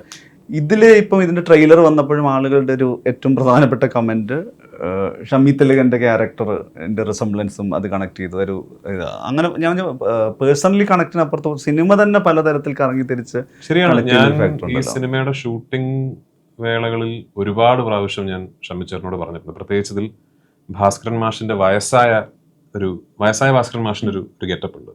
വയസ്സ് എന്ന് പറഞ്ഞാൽ കാലത്തിനതീതമായി അയാൾ വാർദ്ധക്യം ബാധിച്ചൊരു ഗെറ്റപ്പ് ഉണ്ട് അയാൾക്ക്, ഒരു വലിയ കാലയളവ് ഈ സിനിമയിൽ. ആ പോർഷൻസ് ഷൂട്ട് ചെയ്തുകൊണ്ടിരുന്നപ്പോൾ ഞാൻ ഒരുപാട് പ്രാവശ്യം ഷമിച്ചോട് പറഞ്ഞിട്ടുണ്ട് എനിക്ക് ഭയങ്കരമായിട്ട് തിലകനങ്കിളിനെ ഓർമ്മ വരുന്നുണ്ട്. കാരണം ഞാൻ അവസാനമായിട്ട് തിലകനങ്കിളോട് ഒരുപാട് സമയം ചെലവഴിച്ചത് ഇന്ത്യൻ റുപ്പിയിലാണ്. അപ്പൊ അതിൽ തിലകനങ്കിളുണ്ടായിരുന്നൊരു അപ്പിയറൻസ് ഉണ്ടല്ലോ, ഒരു വെള്ളമുടി, വെള്ള കുറ്റിത്താടി. അതെ, അപ്പൊ അത് ആ മോറോർലെസ് ആ അപ്പിയറൻസ് ആണ് ആ ഒരു ക്യാരക്ടറിന്റെ ആ ഒരു ഫേസിന് ഷമിച്ചേട്ടന്. അപ്പൊ ഭയങ്കരമായിട്ട് തിലകനങ്കിളിനെ ഓർമ്മിച്ചു. ഞാൻ ഇതിന്റെ പാക്കപ്പ് ദിവസം നമ്മൾ ടെയിലന്റ് ഷൂട്ട് ചെയ്യാൻ രണ്ടാമത് മറയൂർ പോയപ്പോൾ ഞാൻ ഷമിച്ചേട്ടനോട് ഞാൻ പറഞ്ഞതുമാണ്, ഞാൻ ഷമിച്ചേട്ടൻ്റെ എല്ലാ സിനിമകളും ഞാൻ കണ്ടിട്ടില്ല, ഷമിച്ചേട്ടനെ കണ്ട സിനിമകളിൽ I truly believe this is your finest performance എന്ന് ഞാൻ അദ്ദേഹത്തോട് ഞാൻ പോയി പറഞ്ഞതുമാണ്. കാരണം ഞാൻ അത് ആ ടെയിലന്റ് ഷൂട്ട് ചെയ്യുന്നതിന് മുമ്പ് ഞാൻ സിനിമ കണ്ടിരുന്നു. അപ്പോൾ വളരെ മനോഹരമായിട്ട് ചെയ്തിട്ടുണ്ട്. ഇതിൻ്റെ ഏതോ ആലോചനയിൽ എവിടെ നിന്നൊക്കെയോ വന്നിരുന്ന കഥാപാത്രങ്ങൾ അവർ ഇപ്പം തുടർച്ചയായിട്ട് അവർ സിനിമയിലേക്ക് വരികയാണ്. ഇപ്പോൾ പൊന്മാന് ശേഷം ഇപ്പോൾ വിലായത്ത് ബുദ്ധ വരുന്നു. അപ്പോൾ അതിൽ ഈ പറയുന്ന ഇവിടുത്തെ പ്രധാനപ്പെട്ട ആക്ടേഴ്സ് വരുന്നു. തുടർച്ചയായിട്ട് 2ാം തവണയാണ് പൃഥ്വി വരുന്നത്. എന്താണ് ഈ സിനിമയായി അപ്പോൾ ഒരു കാഴ്ച? നമ്മൾ അതിനെക്കുറിച്ചൊന്നും ഒരുപാട് ആലോചിക്കാറൊന്നുമില്ല. നമ്മൾ ഈ പറഞ്ഞ കണക്ക് എഴുതി ഇതൊക്കെ ഒരു സ്പാർക്കിലാണല്ലോ ഇതെല്ലാം വരുന്നത്. ഒരു സ്പാർക്കിൽ വന്ന് ചില കഥാപാത്രങ്ങളോ അല്ലെങ്കിൽ വരുന്നു, നമ്മളതിൻ്റെ പിന്നാലെ സഞ്ചരിച്ച് ഇത് വരുന്നു. അത് ഇപ്പം നമ്മളുടെ അത് ആ ഒരു ഘട്ടത്തിൽ ഒരു സെൻട്രൽ ഒരു സ്പാർക്ക്, ഒരു കഥയുടെ സ്പാർക്ക് വന്നുണ്ടായി, അത് കത്തി വരുന്നൊരു സംഗതി. അത് പലർക്കും വെളിച്ചമായിട്ടോ അല്ലെങ്കിൽ പലർക്കും ഉപയോഗിക്കാൻ പറ്റുന്നൊരു ഘട്ടമായിട്ടോ നമുക്കൊരു ഉപജീവനമായിട്ടോ ഒക്കെ ആയിട്ട് മാറി വരുന്നു എന്നുള്ളതാണ് അതിൻ്റെ ഒരു മാറ്റം. അതിനകത്ത് പിന്നെ നമുക്ക് അതിൻ്റെ അകത്തൊരു വലിയ റെസ്പോൺസിബിലിറ്റി, വലിയൊരു ആവേശമോ മറ്റു സാധനങ്ങളോ സ്വാഭാവികമായിട്ടും ഉണ്ടാവാറില്ല. നമ്മളപ്പോഴത്തേക്ക് അടുത്ത ഈ കണ്ടന്റ് മേക്കിംഗ് എന്ന് പറയുന്നൊരു ഭയങ്കര ഇതിൻ്റെ അകത്തേക്ക് നമ്മൾ തെന്നി മറിച്ച് മാറി പോവുകയാണല്ലോ. പക്ഷേ ഇത് സംഭവിക്കുന്നു എന്ന് പറയുന്നതിൻ്റെ ഒരു സന്തോഷം ഭയങ്കരമുണ്ട്. ഈ ത്രെഡ് വേറെ ആരെയൊക്കെയോ ഒന്ന് ടച്ച് ചെയ്തു, അല്ലെങ്കിൽ വലിയ ആൾക്കാർ വന്ന് ഇതിനെ സ്വീകരിക്കുന്നു, ഇതിനെ വേറൊരു മാർഗത്തിലേക്ക് പോകുന്നു. അപ്പം അതിൻ്റെ ഒരു കാഴ്ചക്കാരനാണ് നമ്മൾ. അല്ലാതെ ഇതിൻ്റെ ഒരു ഭയങ്കരമായ ഇതല്ല, നമ്മൾ ഒരു കാഴ്ചക്കാരനായിട്ട് മാറി നിൽക്കും. ഇപ്പം ജയൻ ഉണ്ടാക്കിയ ലോകം എന്ന് പറയുന്നത് എൻ്റെ ലോകമല്ല. ഞാൻ ഉണ്ടാക്കിയ കുറേ കഥാപാത്രങ്ങളും അയാളുടെ ചുറ്റുവട്ടത്തുള്ള ഒരു ഭയങ്കരമായ ഗ്രീനറി അതിന് വേണം, മരങ്ങളുടെ സാധനം ഇതൊക്കെ വേണം. എനിക്കത്ര ആ ഒരു പെരിഫറലായിട്ടുള്ള സംഗതി മതി. ജയനെ സംബന്ധിച്ച് ജയനൊരു ലോകം ഉണ്ടാക്കി വെച്ചിരിക്കുക. അത് മറയൂർ മാത്രം ചേർന്നൊരു മറയൂരല്ല. ജയൻ പറഞ്ഞിരുന്നില്ല, എത്രയോ ലോകങ്ങളെ സമാഹരിച്ച് വെച്ചുകൊണ്ട് ഒരു കാഴ്ചയുടെ ഈ ക്യാമറയ്ക്കും സഞ്ചരിക്കാനും ഇതിനൊക്കാൻ പറ്റുന്നതിന് വലിയ പരിമിതിയുള്ളൊരു കലയാണല്ലോ സിനിമ. അതാണല്ലോ കടിപ്പിച്ചൊരു. അതിൽ നിന്നുകൊണ്ട് അതിൻ്റെ വ്യാപ്തിയെ എത്ര വലുതായിട്ട് കാണിക്കാൻ പറ്റുന്നു എന്നുള്ള ഒരു കാഴ്ചയത്. അപ്പം ഞാനതിന് ജയൻ്റെ കാഴ്ചക്കാരനാണ്. അല്ലാതെ എൻ്റെ ഒരു പുസ്തകത്തിൻ്റെ ഇത് ആയി വന്നു എന്നുള്ളതിനപ്പുറത്തേക്കുള്ള ഒരു കാഴ്ചയല്ല. ഫിലിമി വേർഷനാണ്. അതൊരു ഫിലിമി ഭയങ്കരമായ വേർഷനാണ്. പക്ഷെ വായിച്ച പുസ്തകം തന്നെ സിനിമാറ്റിക് ആണ്. അതിനെ ഒരു സിനിമ പോലെ വിഷ്വലൈസ് ചെയ്യുമ്പോൾ ഈ ഇരിക്കുന്ന ആളുടെ അടുത്തൊന്നും വളരെ ഇന്ദുചേട്ടന്റെ മൊത്തം ബോഡി ലാംഗ്വേജും ഇന്ദുചേട്ടന് കൊണ്ടുവരുന്ന കഥകളുമായിട്ട് അജഗജാന്തരം വിലായത്ത് ബുദ്ധ എന്ന് പറയുന്ന കാഴ്ചയിൽ അതൊക്കെ നമ്മൾ ഒരുപാട് കോൺട്രിബ്യൂഷൻ ശേഖരിക്കുന്ന ഒറ്റയ്ക്കൊന്നും ഒരാക്കൂരുത്. നമ്മളൊരു സെൻട്രൽ നമ്മൾ വളരെ വിനീതത്തെ എത്രയോ ആൾക്കാർ അറിയാമല്ലോ, മനുഷ്യനറിയാം എത്രയോ ആൾക്കാരാണ് ഇതിലേക്ക് കോൺട്രിബ്യൂട്ട് ചെയ്യുന്നത്. ചെറുപ്പക്കാരായ ആൾക്കാർ ഈ കഥ നമ്മൾ പറയുക 10,000 തവണ പല മനുഷ്യരടുത്ത് പറഞ്ഞു സാധാരണ മനുഷ്യരും പറഞ്ഞു അവരുടെയൊക്കെ ഇൻകോപ്പറേറ്റ് ചെയ്തുകൊണ്ടുള്ള സംഗതിയാണ് വരുന്നത്. അത് വേറൊരു വലിയ വ്യാപ്തിയിലേക്ക് വരുന്നതിൽ നമുക്കൊരു വലിയ സന്തോഷം എന്നുള്ളതിനേക്കാൾ ഉപരി അതിൻ്റെ ധർമ്മം നിർവഹിച്ചല്ലോ എന്നുള്ളൊരു സാധനം. പിന്നെ ഒരു കാര്യം, നമ്മളെ ഈ മലയാളം സിനിമാ ലോകത്തിൻ്റെ അല്ലെങ്കിൽ നമ്മൾ ഇവിടെ ജീവിക്കുന്നുണ്ട് ഈ കഥയ്ക്ക് ജീവൻ വരുന്നത്. ഇത് മനസ്സിലാക്കിയെടുക്കാൻ വേണ്ടിയുള്ള സംവിധായകരോ ഇത് കൊണ്ടുവന്ന് എത്തിക്കുമ്പോഴത്തേക്ക് അതിനെ ഉൾക്കൊള്ളാൻ പറ്റുന്ന നടനോ നിർമ്മാതാവോ ഒക്കെ ഉണ്ടായതുകൊണ്ടാണല്ലോ ഈ സാധനം വരുന്നത്. അതല്ലാത്തൊരു സ്ഥലത്ത് എന്താ ഇപ്പം ഞാൻ പറയാം, ഇതിൻ്റെ അകത്ത് ഭുവനേശ്വരൻ എന്നല്ലേ, ഭുവനേശ്വരൻ എന്ന് പറഞ്ഞ ഒരാള് മറയൂരിൽ 5 നാടെന്ന് പറഞ്ഞ സ്ഥലത്ത് അയാളുടെ ഭാഷ ഏതാണ്, തമിഴാണോ മലയാളമാണോ ഒന്നും അറിഞ്ഞുകൂടാത്ത കുറേ മനുഷ്യർ ജീവിക്കുന്ന ആ കോളനിക്കകത്ത് അയാളുടെ ജീവിതത്തിൽ അയാൾ 10-50 വർഷമായിട്ട് അയാളുടെ ഒരു ചെറിയ സാധനത്തിൻ്റെ അകത്തിരുന്നിട്ട് ഈ ഓരോ സാധനങ്ങൾ എഴുതി കൂട്ടിക്കൊണ്ടിരിക്കുക. അയാൾ അറിയുന്ന 70 വയസ്സ് കഴിഞ്ഞു അല്ലേ, 70 വയസ്സിൽ കൂടുതലായി.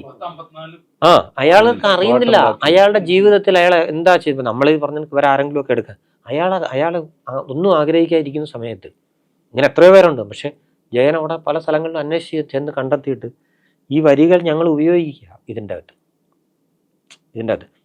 ഇതിൻ്റെ അകത്തൊക്കെ ഉള്ള സംഗതികളിൽ ഇങ്ങനെയൊക്കെ ഉള്ള ചില കാര്യങ്ങളാണ് നമുക്ക് കൂടുതൽ ഒരു പാരസ്പര്യം ഉണ്ടാകുന്നത്. റൈറ്റേഴ്സ് എന്നൊക്കെ പറഞ്ഞ് ഒരാൾ ഇതിലേക്ക് വന്ന് അയാൾക്കുണ്ടാകുന്നൊരു നിവൃത്തി, അങ്ങനെ കൊച്ചു കൊച്ചു സാധനങ്ങൾ ചെയ്തു കൊടുക്കുക എന്നുള്ളതാണ്. അജീര്, ഒരു കാര്യം കൂടി ചെയ്യുകയാണെങ്കിൽ ഈ വർഷത്തെ ഏറ്റവും വലിയ ആദ്യത്തെ തിയേറ്റർ സക്സസ് എമ്പുരാനാണ്.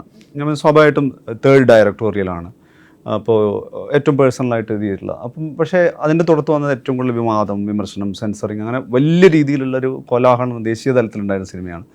വ്യക്തിപരമായിട്ട് അത് സെലിബ്രേറ്റ് ചെയ്യപ്പെടുന്നതിന് പകരം അതിൻ്റെ ഒരു സമ്മർദ്ദങ്ങളിലേക്കും പ്രതിഷേധങ്ങളിലേക്കും പെട്ടുപോയ സാഹചര്യമായിരുന്നു ഉണ്ടായിരുന്നത്.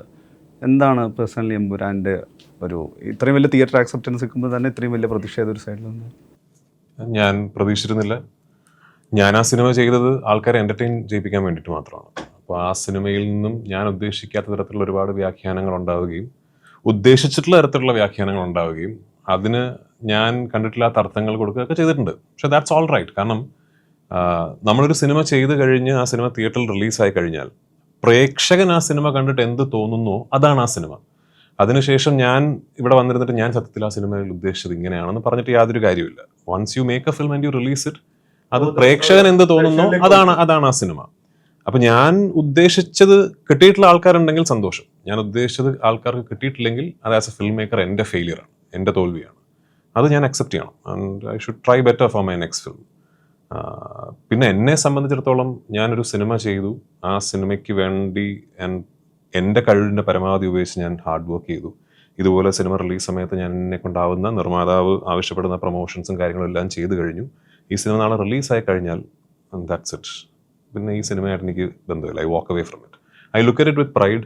ഒരുപാട് പഠിക്കാനുള്ള കാര്യങ്ങൾ എല്ലാ സിനിമയിലും ഉണ്ടാവും, ഒരുപാട് ഓർമ്മകൾ എല്ലാ സിനിമയിലും ഉണ്ടാവും. പക്ഷെ ഞാൻ പിന്നെ അതുമായിട്ട് അറ്റാച്ച്ഡ് അല്ല. The same for my directorials also. ഒരുപാട് കാര്യങ്ങൾ പഠിക്കുകയും ഞാൻ ആ ഒരുപാട് കാര്യങ്ങളിൽ അഭിമാനം കൊള്ളുകയും ചെയ്യുന്ന ആണ് എൻ്റെ 3 സിനിമകളും. പക്ഷെ ഇപ്പോൾ ഇറ്റ്സ് ഡൺ. ഇപ്പം എന്നെ സംബന്ധിച്ചിടത്തോളം ആ സിനിമ ഇറങ്ങി, people looked at it in different ways and അതെല്ലാം എൻ്റെ റെസ്പോൺസിബിലിറ്റിയാണ്. No I want to my next film. അടുത്ത എന്ത് ചെയ്യാം എന്നുള്ളതിനെ കുറിച്ചാണ്. ഈ കരിയറിൽ 23-ാം വർഷമാണല്ലോ. ഞാൻ പേഴ്സണലി നോക്കുമ്പോൾ എൻ്റെ ജേർണലിസം കരിയറിൽ ഞാൻ ഏറ്റവും കൂടുതൽ ഇൻ്റർവ്യൂ ചെയ്തിട്ടുള്ള ആക്ടർ പൃഥ്വിയാണ്. ഞാൻ നമ്പർ ഔട്ട് ആയി തിരിച്ചെലിപ്പോൾ എനിക്കൊന്ന് പൃഥ്വി ഏറ്റവും കൂടുതൽ ഇൻ്റർവ്യൂ ചെയ്തിട്ടുള്ള ആൾ ഞാനായിരിക്കും. ഞാൻ എനിക്കൊന്ന് ഒരു 30കളിലൊക്കെ ഇപ്പോൾ എനിക്കൊന്ന് 30കളിലൊക്കെ ഒരു ഹേറ്റ്രഡും സൈബർ ബുള്ളിയൊക്കെ ഒരു പക്ഷേ ഒരു 30കാരൻ എന്നുള്ള രീതിയിലായിരിക്കും. ഇപ്പോൾ പൃഥ്വിയെ സംബന്ധിച്ചോളം മൾട്ടിപ്പിൾ ലാംഗ്വേജിൽ പടം ചെയ്യുന്ന വേറൊരു തരം പാകതയും പക്വതയിലായിരിക്കുമല്ലോ കാര്യം ചെയ്യുന്നത്. ഇപ്പം ആഫ്റ്റർ ഈ സിനിമ റിലേറ്റഡ് ആയിട്ടാണെങ്കിലും അങ്ങനെ ഒരു ഹേറ്റ്രഡ് ബുള്ളിങ് സംഗതിയൊക്കെ വരുന്ന സമയത്ത് ഒരു വളരെ റിലാക്സ്ഡ് ആയിട്ടുള്ള ഒരു വേറെ തരം കാം ആയിട്ട് ഹാൻഡിൽ ചെയ്യുന്ന രീതിയിലാണ്. എന്താ ഞാൻ ഇതിൻ്റെ അഗ്രഗണ്യനാണ് എന്നുള്ളൊരു ധാരണ മൊത്തത്തിൽ എല്ലാവർക്കും ഉള്ളതുകൊണ്ട് ഒരുപാട് യങ് ആക്ടേഴ്സും ടെക്നീഷ്യൻസും എന്നെ വിളിച്ചിട്ടുണ്ട്. ഞാൻ പേരെടുത്ത് പറയുന്നില്ല. ചില സമയങ്ങളിൽ എന്നെ വിളിച്ച് കരഞ്ഞുകൊണ്ട് രാജേട്ടാ ഇങ്ങനെയാണെന്നൊക്കെ എന്നോട് ചോദിച്ചിട്ടുണ്ട്. May be I M blessed. എനിക്ക് ദൈവമായി തന്ന ഒരു മെന്റൽ ടെനാസിറ്റി അല്ലെങ്കിൽ എൻ്റെ ഒരു സപ്പോർട്ട് സിസ്റ്റം, എൻ്റെ ഭാര്യ, എൻ്റെ മകൾ, എൻ്റെ അമ്മ, എൻ്റെ കുടുംബം, അതായിരിക്കാം. പക്ഷെ ഐ സ്ട്രോങ്ലി ബിലീവ് ദാറ്റ് നമ്മൾ തെറ്റ് ചെയ്തിട്ടില്ലെങ്കിൽ ഇപ്പം ഞാൻ ഈ സൈബർ ബുള്ളിങ് നേരിടുന്നത് പണ്ടൊക്കെ ഞാൻ ആലോചിക്കുമായിരുന്നു, ആക്ച്വലി എന്താണ് ഞാൻ എന്ത് ചെയ്തിട്ടാണ് എന്നുള്ളതിനെ കുറിച്ച്.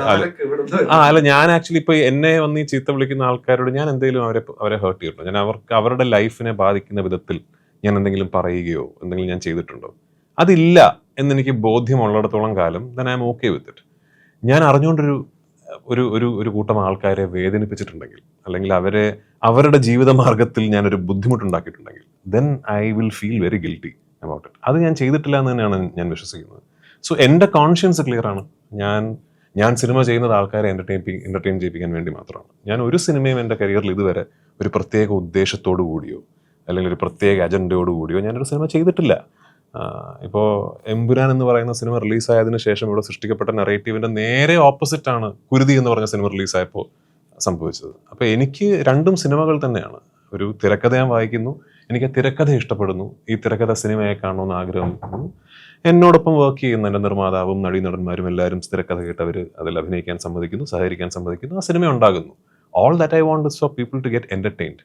ആ സിനിമ പ്രേക്ഷകരെ എൻ്റർടൈൻ ചെയ്യിപ്പിച്ചിട്ടില്ലെങ്കിൽ അതെൻ്റെ ഫെയിലിയറാണ്. That is my failure as a filmmaker and I will try harder for my next film.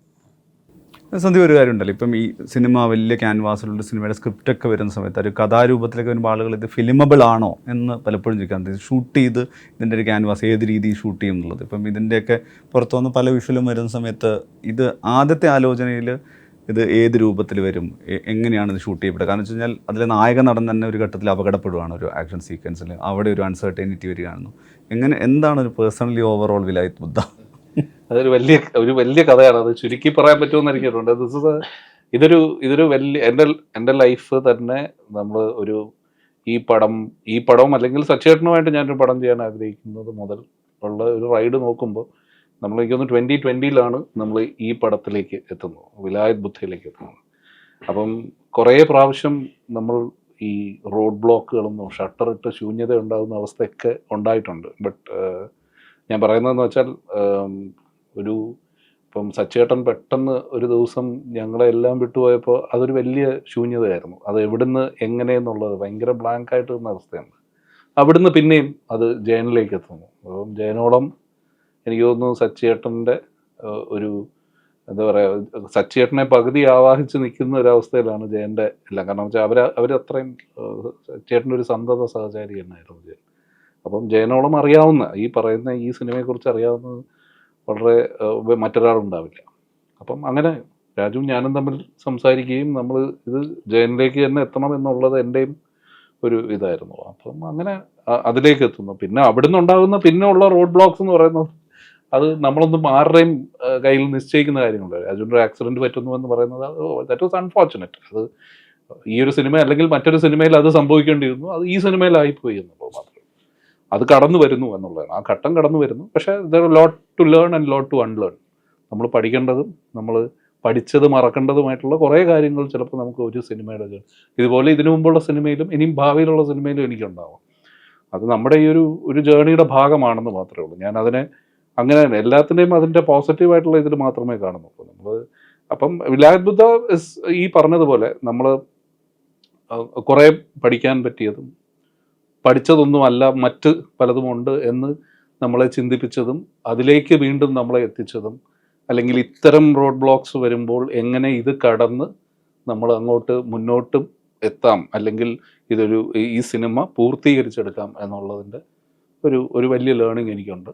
അത് തീർച്ചയായിട്ടും ഭാവിയിൽ ഒരു നിർമ്മാതാവ് എന്നുള്ള രീതിയിൽ ഞാനൊരു സിനിമയിൽ അപ്രോച്ച് ചെയ്യുമ്പോൾ എനിക്ക് ചിലപ്പോൾ അത് ഗുണകരമാകാം, ദോഷകരവുമാകാം, അറിഞ്ഞുകൂടാ. പക്ഷേ എന്നാലും ഞാൻ അതിനെ നല്ലതായി കാണാനാണ് ആഗ്രഹിക്കുന്നത്. അതിനകത്ത് ഈ പറയുന്ന പോലെ എല്ലാവരുടെയും ഇതൊരു ടീം വർക്കാണ്. ഞാൻ മാത്രമല്ലല്ലോ ഈ സിനിമ മുന്നോട്ട് കൊണ്ടുപോകാൻ. അപ്പം ഞാൻ ഒരു സ്ഥലത്ത് ഒരു ഘട്ടത്തിൽ എനിക്കൊരു എന്താ പറയുക, ഇതുപോലെ ഒരു ബ്ലോക്ക് ഉണ്ടായപ്പോൾ എൻ്റെ കൂടെ എന്നെ ഇത് ചെയ്തതാണ് അനൂപേട്ടൻ, AV അനൂപേട്ടൻ. സോ അദ്ദേഹം വന്നുകൊണ്ട് ഇത് കുറേ കൂടി എനിക്ക് ഒരു ഊർജം കിട്ടി. അത് ഈ പടത്തിനും ഭയങ്കര ഗുണകരമായിട്ട് വന്നു. സോ ഇത് അങ്ങനെ നോക്കുമ്പോൾ ഈ സിനിമയുടെ പുറകിൽ പറയാനായിട്ട് കുറേ കഥയുണ്ട്. ഇതിനെ ഏറ്റവും ചുരുക്കി പറഞ്ഞത് മാത്രമാണ് ഞാനതിന് പറഞ്ഞതെന്ന് മാത്രം. ജയൻ, ഇതിൽ ഈ സച്ചി ചെയ്യാനിരുന്ന സിനിമ എന്നുള്ള സ്വാഭാവികമായിട്ടും ഈ സിനിമയ്ക്ക് മേലുള്ള വിലയിരുത്തപ്പെടലും നിരൂപണത്തിൽ ഇത് സാധനങ്ങളിലൊക്കെ അതിൽ വരാനിരിക്കുന്ന ഒരു വാലിഡേഷൻ ഫാക്ടറിൽ ഒരു പ്രധാനപ്പെട്ട സംഗതിയായിരിക്കും. അതോടൊപ്പം തന്നെ ഒരു ഏറ്റവും ജനപ്രിയമായിട്ടുള്ള ഒരു രചന സിനിമയാവുന്ന സമയത്ത് ഓരോ ആളുകളും അവരവരുടെ രീതിയിലും അവരവരുടെ കാഴ്ചാപരിധിയിലും ഭാവനയിലൊക്കെ ആലോചിച്ച സംഗതി കൂടി ഉണ്ടാവും. ഇത് ഏതെങ്കിലും തരത്തിൽ ഇപ്പം സച്ചിയുടെ കാര്യത്തിൽ ചിലപ്പോൾ അതൊരു അനുഗ്രഹത്തിൻ്റെയോ അല്ലെങ്കിൽ ഒരു തുടർച്ച എന്നൊക്കെയുള്ള രീതിയിൽ ഇത് രണ്ടും കൂടി ചേർന്ന് ഭയങ്കര ഒരു സമ്മർദ്ദമാണോ, എന്താണ് ഈ പ്രീ റിലീസ് ഇനി കുറച്ച് ജോലി ബാക്കി വണ്ടി തീരാനുണ്ടല്ലേ? ആലോചിച്ചാൽ അതൊരു ബാധ്യതയാണ്. ആലോചിക്കാതിരിക്കുക എന്നുള്ളതാണ്, ചെയ്യുക എന്നുള്ളതാണ്. ആലോചിച്ച് വലിയൊരു ബാധ്യത. സച്ചിയേട്ടനോളം ഇപ്പം നമ്മൾ സച്ചിയേട്ടൻ വലിയ റൈറ്റർ എന്നുള്ള കാര്യത്തിൽ നമുക്ക് പറയേണ്ട കാര്യമല്ലോ. സച്ചിയേട്ടനോളം അങ്ങനെ ഒരു സ്ക്രീൻ പ്ലേ റൈറ്റ് ചെയ്യാൻ എന്നെ കൊണ്ട് കഴിയില്ല. അപ്പം ഞാൻ പഠിച്ച് മനസ്സിലാക്കിയ കുറച്ച് കാര്യങ്ങളുണ്ട് എനിക്കറിയാവുന്ന. അതിലേക്ക് ഇതിനെ എങ്ങനെ കൊണ്ടുവരാമെന്നുള്ളതിനെ കുറിച്ചാണ് ഞാൻ ആലോചിക്കുന്നത്. അതുകൊണ്ട് എനിക്ക് ഈ പറഞ്ഞ പോലെ ഇപ്പോൾ ഇന്ദുചേട്ടൻ്റെ പുസ്തകം എന്ന് പറയുമ്പോൾ അല്ലെങ്കിൽ കഥ എന്ന് പറയുമ്പോൾ ആ പശ്ചാത്തലം ഭയങ്കര രസകരമായിട്ട് നമുക്ക് വിവരിച്ചു തന്നിട്ടുണ്ട്. അപ്പം നമ്മളെപ്പോലുള്ള ആളുകൾക്ക് അത് ചെയ്യാൻ എളുപ്പമാണ്. ക്യാരക്ടേഴ്സ് ആണെങ്കിലും പശ്ചാത്തലമാണെങ്കിലും ഭയങ്കര ഡീറ്റെയിൽഡ് ആയിരിക്കും. അപ്പം നമ്മൾ കാണുന്നൊരു സിനിമ ഉണ്ടാക്കാൻ നോക്കുക എന്നുള്ളതിനപ്പുറം സച്ചേട്ടൻ ചെയ്തു വെച്ചതിനോടൊപ്പം അല്ലെങ്കിൽ ഒരു കമ്പാരിസൺ വരാത്ത രീതിയിലൊരു കാര്യം ചെയ്യുക എന്നുള്ളത് മാത്രമാണ് ചെയ്യേണ്ടത്. എനിക്കത് ബാധ്യതയാണ് ആലോചിക്കാൻ അത്രേ ഉള്ളൂ. അപ്പോൾ ഞാനത് ഇന്ദുചേട്ടൻ ഞങ്ങൾ ആദ്യമായിട്ട് കാണുന്നത് ഞാൻ ഇന്ദുചേട്ടനോട് പറഞ്ഞ ചേട്ടൻ്റെ വായനക്കാരെ അങ്ങനെ പറയാൻ പാടില്ലെന്ന് എനിക്കറിയില്ല, തൃപ്തിപ്പെടുത്തുന്നതിനപ്പുറം സിനിമ എന്ന രീതിയിൽ അതിനെ കൺസീവ് ചെയ്യാനാണ് എനിക്കിഷ്ടം. ഞാൻ അങ്ങനെയാണ് അതിനെ കാണുന്നത്. അപ്പോൾ ജയം മുന്നിൽ നയിച്ചോ ഞാൻ കൂടെ ഉണ്ട് എന്നൊരു ധൈര്യമാണ് ഇന്ദുചേട്ടൻ്റെയും രാജേഷൻ്റെയും ഭാഗത്ത് നിന്ന്. അപ്പം ഞാൻ ഇത് വായിച്ച ഉടനെ പിന്നെ നമ്മൾ മറയൂർ പോകുന്നു, അവിടെ പോയി കാണുന്നു, ആളുകളെ പരിചയപ്പെടുന്നു. ഒരുപാട് റിട്ടയർഡായിട്ടുള്ള ഡബിൾ മോനന്മാരും അല്ലെങ്കിൽ മോനമ്മ ആകാൻ ആഗ്രഹിക്കുന്ന ആളുകളൊക്കെ അവിടെ ഉണ്ട്. അപ്പോൾ അവരിൽ നിന്നൊക്കെ കണ്ട് മനസ്സിലാക്കി അവരെ ഏതൊക്കെ രീതിയിലാണ് ഈ കാര്യങ്ങൾ ചെയ്യുന്നതെന്നൊക്കെ മനസ്സിലാക്കി അങ്ങനൊരു ഇന്നത്തെ കാലത്ത് നടക്കുന്ന ഒരു സിനിമ എന്ന രീതിയിലാണ് അതിനെക്കുറിച്ച് ആലോചിച്ചത്. പൂർണ്ണമായും ബുക്കിനോട് നീതി പുലർത്തുക എന്ന് പറയുന്ന രീതിയിലല്ല, നമ്മുടേതായൊരു വേഷം ഉണ്ടാക്കാനാണ് നോക്കിയത്. അപ്പം ആ ബാധ്യത എനിക്ക് സച്ചേട്ടൻ വലിയൊരു എഴുത്തുകാരൻ എന്നുള്ള രീതിയിലുള്ള ഒരു ബാധ്യതയായിട്ട് ഞാൻ എടുക്കാൻ നമ്മളെ കൊണ്ട് കുട്ടിയെ കൂടാത്ത കാര്യം അത്. അതിന്റെ കോർ അല്ലേ? അതെ. ഒരു കാര്യമുള്ള ഇപ്പൊ ഹോട്ടായി ഇപ്പം വിലായത്തുദ്ദയുടെ സമാന്തരമായിട്ട് വന്നിട്ടുള്ള ഒരു പ്രധാനപ്പെട്ട അനൗൺസ്മെന്റ് രാജമൗലി പടമാണ്. അതിൽ കുംബയുടെ ലുക്ക് പുറത്തു വന്നിട്ടുള്ള ഒരു ഇന്ത്യാന ജോൺസ് പോലെയൊക്കെ ഒരു സിനിമയാണെന്നുള്ള സൂചന ഡിസ്കഷനൊക്കെ വേറെ വന്നിട്ടുണ്ടായിരുന്നു. പൃഥ്വി അതിൽ ചെയ്ത പോസ്റ്റിൽ മെൻഷൻ ചെയ്തിട്ടുള്ളത് ഇപ്പോൾ നമുക്കറിയാം അങ്ങനെ ഒരു ഭയങ്കര സങ്കീർണതയുള്ള ഒരു കഥാപാത്രം എന്നുള്ള രീതിയിലാണ് പ്രസൻറ്റ് ചെയ്തിട്ടുള്ളത്. ഇപ്പോൾ അടുത്ത ദിവസം അത് അനൗൺസ് ചെയ്യാൻ പോകുന്നത് കൊണ്ട് വയ്ക്കുകയാണ്. എന്താണ് അതിനെക്കുറിച്ച് പറയാവുന്നത്? അത് എനിക്ക് തോന്നുന്നത് ഷൂട്ട് തുടങ്ങിയിട്ട് കുറച്ചധികം കാലങ്ങളായി. ഒരുപാട് ദിവസങ്ങൾ ഇതിനോടകം ഞാൻ ആ സിനിമയ്ക്ക് വേണ്ടി വർക്ക് ചെയ്ത് കഴിഞ്ഞു. എന്നിരുന്നാലും ആദ്യമായിട്ട് ലോകവുമായി ആ സിനിമയെക്കുറിച്ച് എന്തെങ്കിലും ഷെയർ ചെയ്യുന്നത് ഇപ്പോൾ കഴിഞ്ഞ ദിവസങ്ങളിലാണ്. ഇപ്പോൾ നമ്മൾ ഈ സിനിമ ഈ ഇൻ്റർവ്യൂ ഷൂട്ട് ചെയ്യുന്നതിൻ്റെ അടുത്ത ദിവസം, ദാറ്റ് ഈസ് ടുമോറോ, ആദ്യമായിട്ട് ആ സിനിമയുടെ ലോകം എന്താണെന്നുള്ളൊരു ഗ്ലിംസ് നാളെ നിങ്ങൾ എല്ലാവരും കാണും. അപ്പോൾ ഇനി ആ സിനിമയെക്കുറിച്ച് നമ്മൾ ഒരുപാട് സംസാരിക്കേണ്ടതായിട്ടുണ്ട്. കാരണം അതിൻ്റെ റിലീസിനോടൊക്കെ അനുബന്ധിച്ച് ഇനിയും ഒരുപാട് കാര്യങ്ങൾ അതിനെക്കുറിച്ച് സംസാരിക്കേണ്ടതായിട്ടുണ്ട്. സോ ആ സമയത്ത് സംസാരിക്കാം. ഇപ്പോഴേ ഞാൻ പറയുന്നതിനകത്തൊരു ശരിയല്ലായ്മയുണ്ട്. And secondly now there is only so much I can tell you about the film. അതിൻ്റെ റിലീസിനോടനുബന്ധിച്ച് ഞാൻ തീർച്ചയായിട്ടും I will try my best. Rajamouli സാറിനെയും മഹേഷിനെയും പ്രിയങ്കയും എല്ലാം ഇതുപോലെ കൊണ്ടുവന്ന് നമുക്ക് ഇതുപോലെ ഇരുന്ന് സംസാരിക്കാം സിനിമയെക്കുറിച്ച്. പ്രൊഡക്ഷൻസ് ആണ് ഇപ്പോൾ കേരളത്തിൽ അല്ലേ? അങ്ങനെ യാതൊരു ഞാൻ അഭിനയിക്കുന്ന സിനിമയല്ല. ഞാനാണ് കേരളത്തിൽ ഡിസ്ട്രിബ്യൂട്ട് ചെയ്യുന്നത്. അങ്ങനെ അതിനെക്കുറിച്ച് ഞാൻ സംസാരിച്ചിട്ടുള്ളത്. ആര് ഡിസ്ട്രിബ്യൂട്ട് ചെയ്താൽ I'm perfectly fine. If they want me to I will do it. അതല്ലെങ്കിൽ ആരാണ് ഐ എം പെർഫെക്റ്റ്ലി ഫൈൻ. ആ സിനിമയ്ക്ക് അങ്ങനെ ഒരു ഡിസ്ട്രിബ്യൂട്ടറെ, രാജമൗലി സാറിന്റെ പടമല്ലേ, അപ്പൊ അതിനൊരു ഡിസ്ട്രിബ്യൂട്ടറെ കണ്ടെത്തേണ്ട ഒരു ആവശ്യം. അതർ റീജിയനിലെ ഒരു പ്രസ്റ്റീജിയസ് പ്രൊജക്ട് ഒക്കെ റീസെന്റ് വന്നത് പൃഥ്വിരാജ് പ്രൊഡക്ഷൻസ് കൊണ്ട് ഞാനത് എറിഞ്ഞിട്ട് I have to be very frank. ഞാൻ ഇവിടെ റിലീസ് ചെയ്തിട്ടുള്ള ഒരു അന്യഭാഷാ സിനിമയും ഞാൻ അങ്ങോട്ട് പോയി വാങ്ങിച്ചിട്ടുള്ള സിനിമയല്ല. ഒന്നുകിൽ അത് ഇപ്പോൾ മെർസൽ പോലെ അല്ലെങ്കിൽ പേട്ട പോലെ ലിസ്റ്റിൻ എൻ്റെ അടുത്ത് പറഞ്ഞിട്ട് നമുക്കിത് ഒരുമിച്ച് ചെയ്യാവുന്ന ലിസ്റ്റിനായിട്ട് ഇങ്ങോട്ട് കൊണ്ടുവന്ന 2 സിനിമകളുണ്ട്. ബാക്കി എല്ലാം നേരത്തെ ഞാൻ ഈ 777 ചാർലിയുടെ കാര്യം പറഞ്ഞതുപോലെയും KGF 2-ഉം കാന്താരയും ഒക്കെ തന്നെ എന്നോട് ഇങ്ങോട്ട് ആവശ്യപ്പെട്ടിട്ട് ഞാൻ തീർച്ചയായിട്ടും എന്ന് പറഞ്ഞ് സഹകരിച്ചതാണ് ആ സിനിമകളെല്ലാം. അതിൽ ചെയ്ത ഒന്നിൽ കൂടുതൽ സിനിമകൾ വലിയ വിജയങ്ങളായതുകൊണ്ട് എനിക്ക് തോന്നുന്നു അങ്ങനെ ഒരു പ്രതീതിയുണ്ട്. അപ്പോൾ രാജമൗലി സാറിന്റെ സിനിമയെ സംബന്ധിച്ചിടത്തോളം അതൊരു ഡിസ്ട്രിബ്യൂട്ടറെ തേടിപ്പോകേണ്ട ഒരു ആവശ്യം ആ സിനിമയ്ക്ക് ഉണ്ടാവുമെന്ന് ഞാൻ കരുതുന്നില്ല. ഞാനാണത് ചെയ്യേണ്ടെങ്കിൽ നോ പ്രോബ്ലം. അതല്ല വേറെ സന്ദീപാണെങ്കിൽ നോ പ്രോബ്ലം. ജനം ആ സിനിമ കാണണം, അത്രേ ഉള്ളൂ. സോ ആയിട്ടുള്ളൊരു ചോദ്യം കൂടിയാണ്, ഇപ്പം അടുത്ത ഡയറക്ടോറിയൽ അത് മലയാളത്തിലാണോ? ആലോചിച്ചോണ്ടിരിക്കുകയാണ്. അപ്പോൾ താങ്ക് യു. എന്തായാലും വിലായത്ത് ബുദ്ധ കൂടുതൽ പ്രേക്ഷകരിലേക്ക് എത്തട്ടെ. മറ്റു ഭാഷകളിലെ പ്രൊജക്റ്റ് കൂടി ഗംഭീരമായിട്ട് വരട്ടെ. Thank you.